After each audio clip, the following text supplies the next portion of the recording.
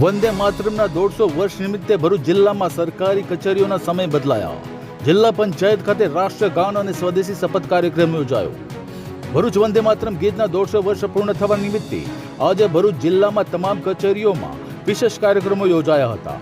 આ અવસરે એક દિવસ માટે સરકારી કચેરીઓનો સમય સવારે 10:30 થી સાંજે 6:10 વાગ્યાના બદલે સવારે 9:30 થી સાંજે 5:10 સુધી રાખવામાં આવ્યો હતો. આ કાર્યક્રમના ભાગરૂપે તમામ કચેરીઓમાં વંદે માતરમ રાષ્ટ્રગાન અને સ્વદેશી વસ્તુઓનો આગ્રહ માટે શપથ લેવાયા હતા.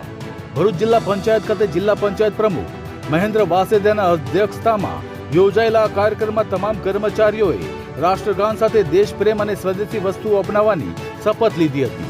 ઉલ્લેખનીય છે કે વર્ષ 1875માં સ્વતંત્રતા ચળવળ દરમિયાન વંદે માતરમ ગીત રાષ્ટ્રીય ચેતના અને માતૃભૂમિ પ્રત્યેના ગૌરવનું પ્રતીક બન્યું હતું. તેના 150 વર્ષ પૂર્ણ થવાના નિમિત્તે રાષ્ટ્રગીતના સન્માનમાં આ ઉજવણી યોજાઈ હતી. આ પ્રસંગે ગ્રામ વિકાસ એજન્સીના અધિકારી નૈતિકા પટેલ, જિલ્લા પંચાયતના સભ્ય સહેલા પટેલ સહિત જિલ્લા પંચાયતના અધિકારીઓ અને કર્મચારીઓ ઉપસ્થિત રહ્યા હતા.